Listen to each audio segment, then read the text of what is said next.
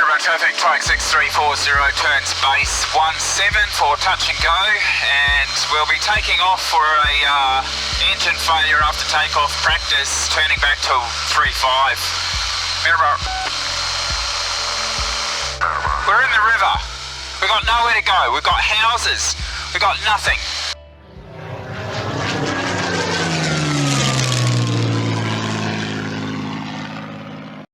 Well, we're back. We're in an old World War II hangar today. There's a few planes in here as well, and sorry about the creaks and groans. It's blowing 15 knots outside, so I've had to come inside to find somewhere quiet from the wind, let's just say. So this is the summary and final of the series, Engine Failure After Takeoff, and I want to demonstrate a few more things. In the last episode we looked at a few other things where we took some different options to try and get out of an engine failure after takeoff. What did we have? So today we're looking at, no, we're not looking at that, sorry. Yeah, that's the airport there, so if you want to check it out. So we've looked at the 180 degree turn back.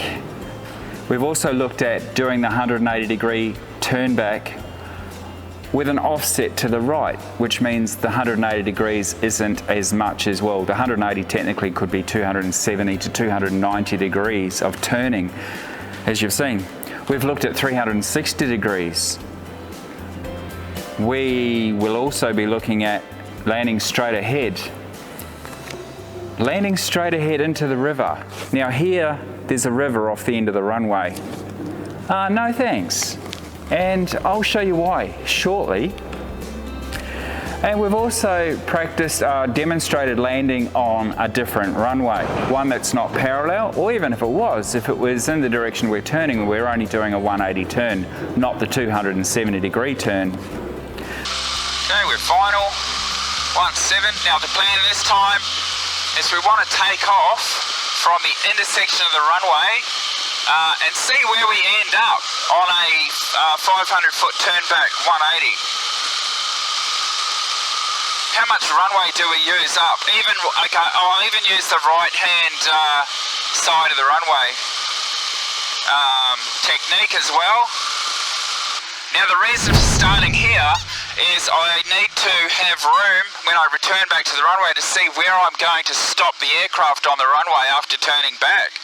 Because if I can't stop the aircraft after a turn back before the end of the runway, and this is the big issue with the turn back technique, I'm going to stop here at the end of this white line, which is at the edge of 1230. So this is my starting point. I'm looking down the runway to the left, I'm looking down the runway just slightly behind me to the right, and we're good to go. This is a big issue. Can I stop before this point on the way back? Okay, Mirror traffic 6340 microlight is departing 17 for a turn back onto 35, emergency practice force landing, Mirror traffic. Okay, here we go. Go.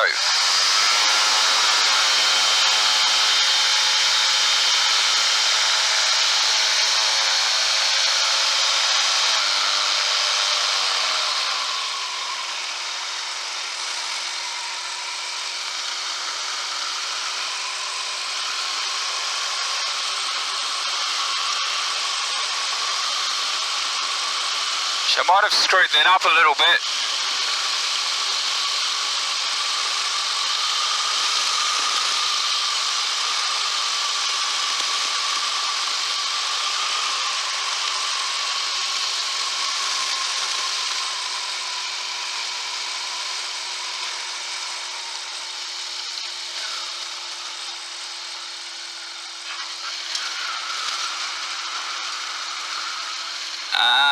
Am I going to stop? I did stop, but I went too far down the runway before I pulled power.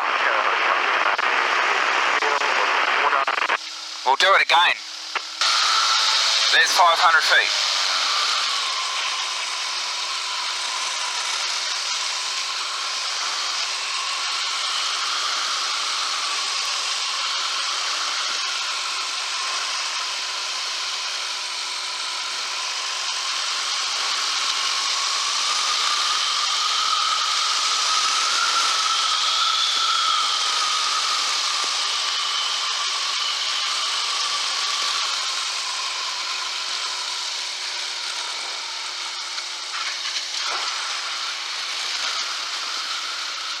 we did it.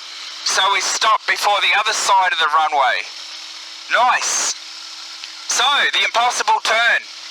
Not quite as impossible as I thought. We've got a fairly decent tailwind as well, coming from the left-hand side of the runway. I want to demonstrate one more thing to you this morning though, and that is if we do have a straight out landing at 500 feet, or lower, below 500 feet, where am I going to go in this situation? Now I have had a look at the maps and charts and things, and it does look like there are some options, but to tell you what, if you haven't had a look, you're going to be thinking on your feet, and even though I have had a look, I'm going to be thinking on my feet. So we're 500 feet, where are we going to go?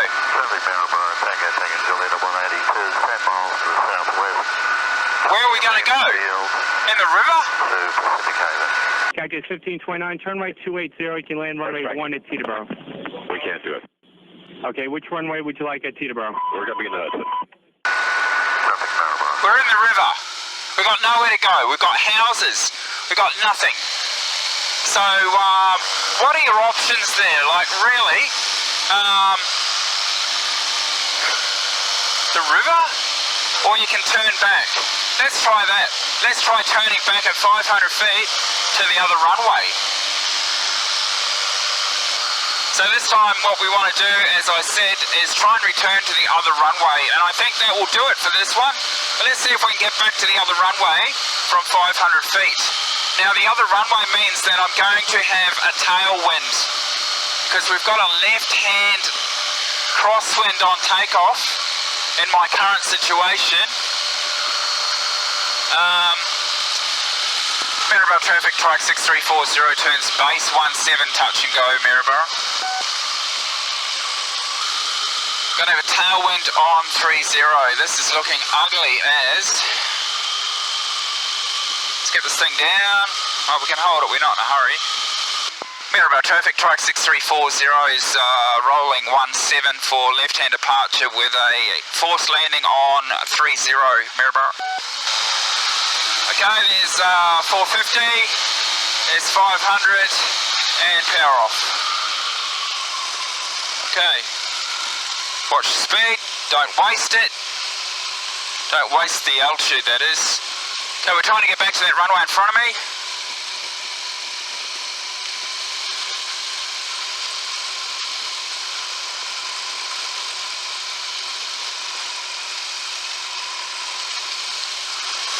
Got a tailwind, got rotors and all sorts. I need some speed, I need some speed. I need some power if need be. Okay, as you can see, heaps of ground speed, but we've got back to the runway and we've stopped before the main runway, just. Right, so first of all, we saw the 180-degree turn back. What was wrong with that? I could only land it 5, 6, well, let's say out of 6 times, I got it down 3 times safely. I could have got it down on an angle on the runway, but hey, it's not really that easy to do. A little bit of a variation to that is that one. A right-hand side offset when taking off means our turn back won't be as much as 180 degrees. It's easier, it's doable, I liked it. The next technique we looked at was landing straight ahead. Well, that didn't work. That was, we're going in the river. And sometimes there'll be other obstacles ahead of us as well that we won't be able to deal with. So where are you going to go? Next, we looked at the 360. The 360 was doable, but you need a lot more altitude, and I actually ran out of runway. So sometimes not practical. All I can really say in the series is, when you're in the air, you really have to think about all of the options. Make sure you do a pre-departure briefing and work out before you go where you're going to land. You'll see some information about that in some of the previous episodes. After that, we looked at using an alternative runway. An alternative runway means we don't have to do a complete 180. we can, as long as we're within gliding distance of that airfield runway, we should be good to go. And then last of all, I liked the turn back. I just liked the turn back. And the huge issue, look, the huge issue turned out not to be an issue at all. Thank goodness for that. Why was that? Because when we're taking off on our takeoff roll, we're already eating up runway. So as we're going along, we're not starting at the threshold, we're starting at the point we leave the ground. So over here, and when we take off and come back around, we're actually coming back and landing and able to stop before the threshold. So that works. I didn't think it would, but because we're eating up the ground before takeoff, that is an option. Right, traffic, microlight 6340 crosses 1735, and we'll be lining up and rolling for on 12 for a straight out departure, Maryborough traffic. Right, so that was quite successful. I'm going to go and have a little fly now. That was very advanced flying as far as I'm concerned. Do not do this without instruction unless you know what you are doing and getting yourself into, and I seriously mean that. I don't want you to have an accident because you're practicing something that I'm not an instructor. I'm not training you. I'm showing you what I can do, and I don't want to harp on about this, but you get my point. So let's line up on this runway 12 and go for a fly. Go and check out the smoke over Fraser. Let's have a look at that. I'll be back. So got petrol, 33 litres. Alright, here we go. Maryborough traffic, microlight 6340, lines up, rolls 12, straight out departure for Fraser. Maryborough traffic.